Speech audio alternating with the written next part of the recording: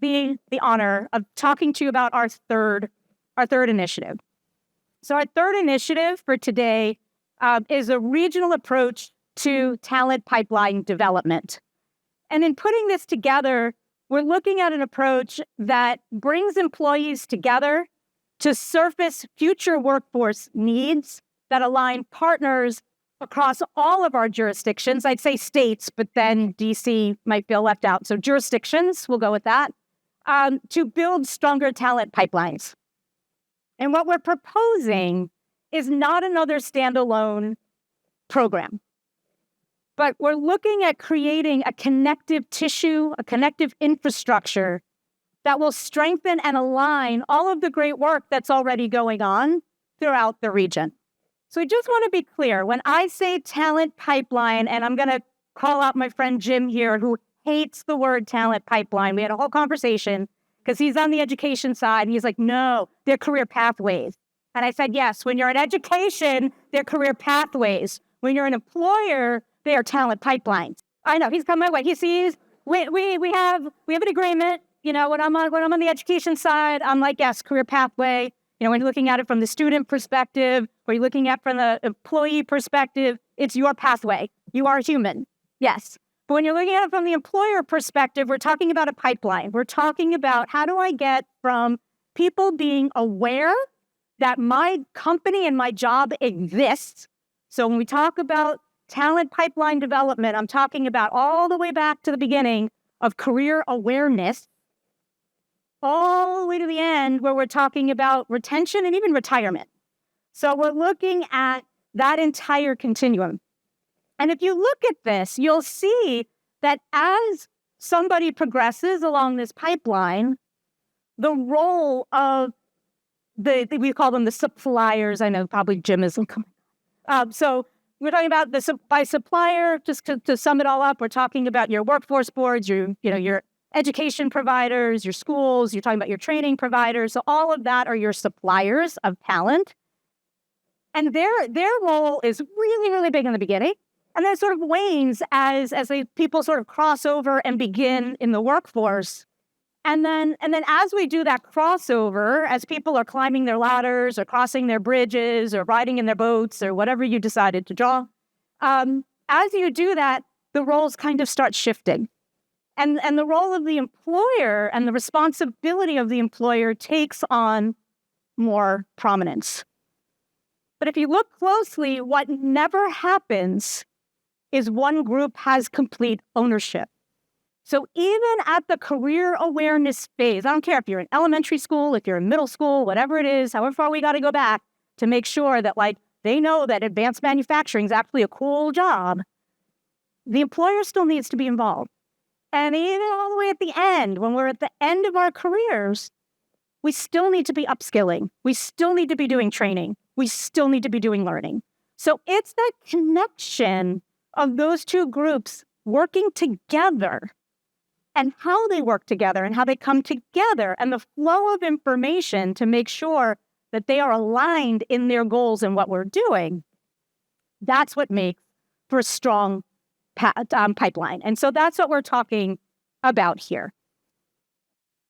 So one of the things is, as we look at this, you think about it like, even with one jurisdiction, think about DC, if you're from DC or you're from Virginia or you're from Maryland, think about how complicated it is to align your education, classes, pathways with employers. I mean, we heard Roberto speak earlier about the work that he's doing to support his students along that continuum. Now imagine you have 3 jurisdictions and you have an employer like AstraZeneca that's giving billions of dollars in Maryland and Virginia. So in the DC region, because of the way we're structured, the challenge is even exponentially more complicated. So because of that, that's why we're saying we need a regional approach. We need this connective tissue. So there's amazing, amazing work being done. I'm sure if I asked all of you, what's something amazing that you're doing along this pipeline, every single one of you can probably give me 7 stories, and that's great. But did you know that what that person on the other side of the room is doing? Probably not. Maybe you do today because you've been in the room together. But there's a lot of activity that's going on, but there's not a lot of coordination. And guess what? The employers are getting frustrated because what's happening is they're getting asked by 19 different groups the same set of questions. So the key here, as we're looking at this regional approach, is not replacing all the amazing stuff that's going on, but how do we create this connective tissue where we're collecting the data, the skills, those important information that everybody wants to know, like what skills do they need? How many of them do you need? When are you going to need them? So if we can gather the employers together and get that data from them once, then we can funnel that back out to all the amazing programs that are going on around the region. The other thing, I'll say, so we talked about, a company like AstraZeneca. Companies do not see jurisdictional, state, funding, whatever you want to do. They do not see those invisible lines. They're just like, I don't care. I want to be here. There's land here. I can build my thing here or whatever it is. All they care about is, this is where I want to be. Do you have the people that I need? Because I'm going to put a facility here and I need 1,000 people. You got me? No? All right, I'm going to North Carolina. Or I'm going to Pennsylvania. So we need to be looking at that. The other thing I'm going to tell you, and I think Ron was the one who mentioned the Potomac Ocean. I crossed the Potomac Ocean today to come here. I cross it every week to go from my home in Maryland to our office in Alexandria. So I can personally attest that workers in this region don't see state barriers either. I know some people do. I know the Potomac Ocean is real. Some people think that, if you live in Maryland, Virginia's like a whole other country. They get that. Telling you it's not. It actually takes me less time to get to work than it does people coming from Fairfax County to the same place. So anyway, so just something to think about.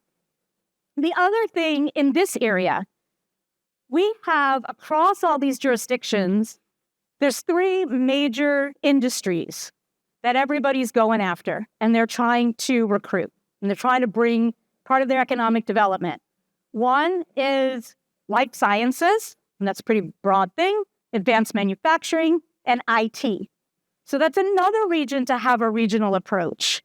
If we can go as a unified group to an employer and say, forget Pennsylvania, forget North Carolina, come here because we're going to pull the best and brightest from 3 different jurisdictions to come work for you.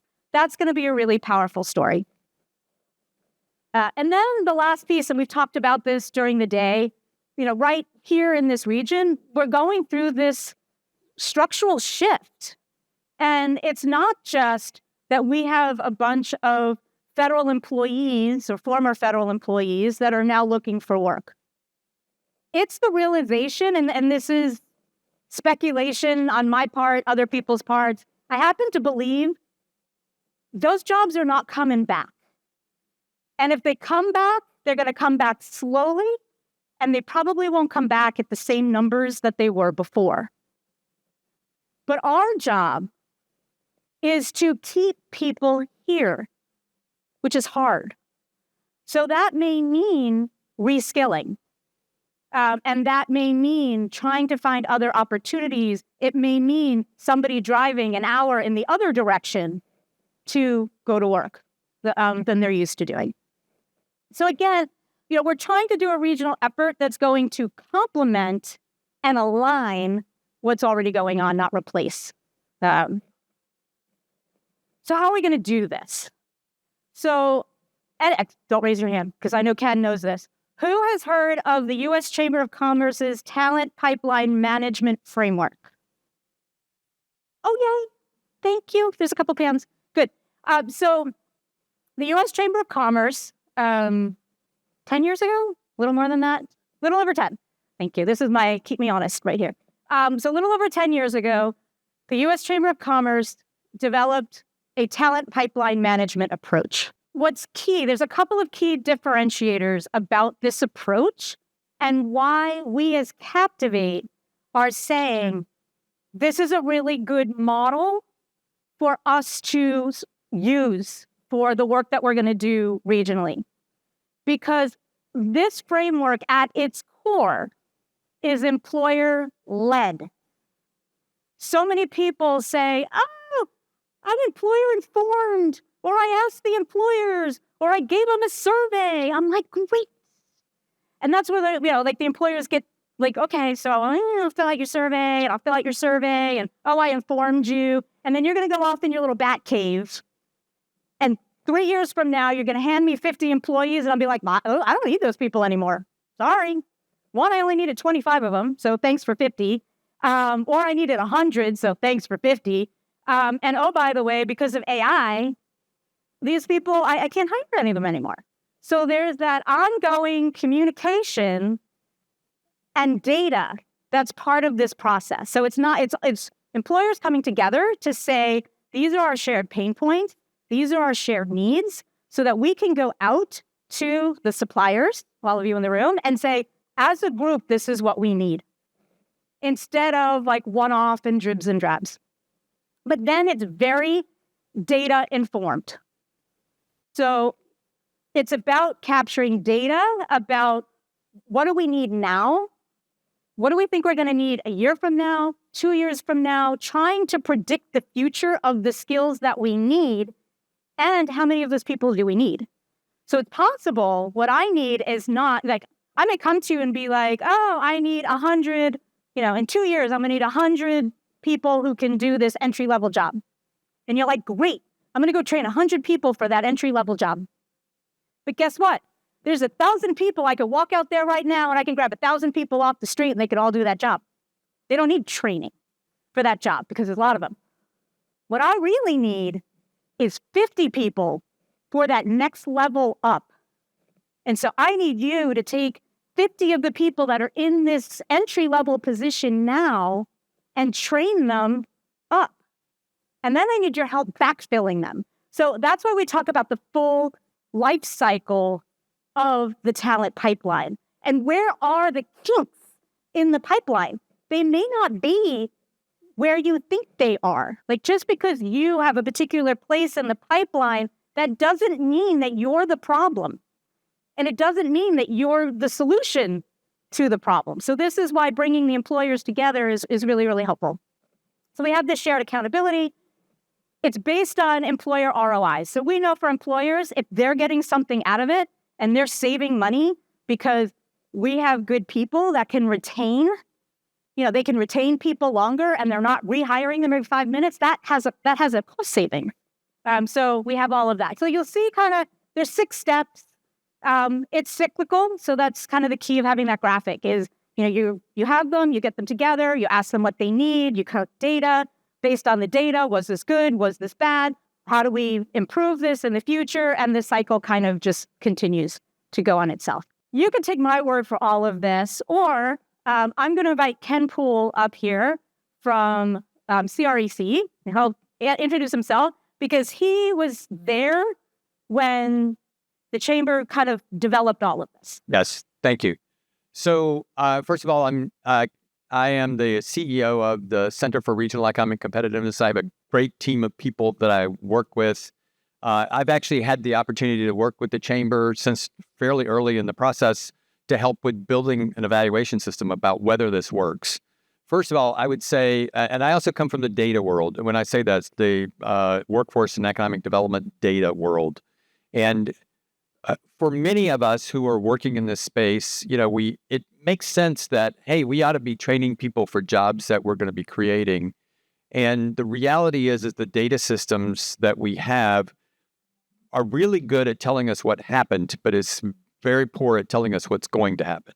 Terry this morning gave us a great presentation about what's been happening in the DC area, but there's no data that tells us what will happen. We're all looking into the future together. And that's very frustrating. Oftentimes the data's very lagged, and it's why by the time that data comes forward and tells us what kinds of skills that we're needed or what kinds of jobs that are needed in different industries, it's too late by the time we learn that, because that job's changed. One of the things that was pretty clear was we wanted to get this data in front of companies if we're focusing in life sciences, IT, and manufacturing in those segments, to really road test it and to help us think about, be really more future oriented, really. Think about what are the needs going to be in the future.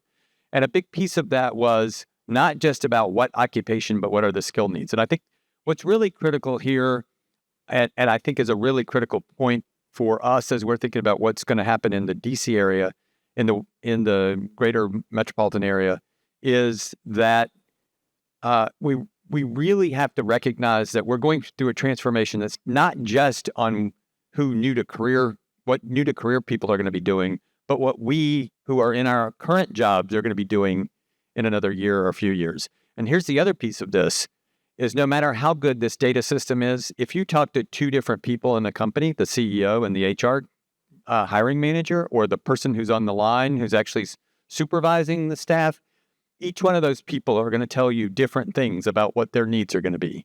And so we also need to figure out a way to reconcile that. And to some degree, that means having conversations not only with companies writ large, but realize that companies are not a monolith. There are people within those companies who each have a different perspective. And we really want to sort of capture that. And that's a really important part of what this process is. It's honing in on what's sort of unique about those industries. So even if you brought together a group of manufacturers and said, okay, tell us what's going on in manufacturing. Well, you know what? You're going to move towards the least common denominator of what their needs are. What we've learned from TPM is you need to dive into different aspects of manufacturing or different aspects of IT. Terry gave us a great example on the AI situation where he showed maybe 20 different areas of AI. Well, it's actually important for us to know the different needs of those different areas. So as we're thinking about the groups that you're honing in on, we can't just stop at those three major areas. We also need to think about the specializations within those. So I wanted to sort of stop there, give you kind of a flavor that this really is something that's worked in a bunch of different places across the country. I think at least several dozen places that I know of that we've been tapping in different segments, different industry sectors. And I think it's something that is an opportunity to bring together companies, industry, in a way that can really provide the kind of clarity of guidance that the folks who are in the pipeline, in the talent pipeline supply business, i.e. providing next generation workers, improving the existing workforce, that's the kind of information you need, and it's from the source.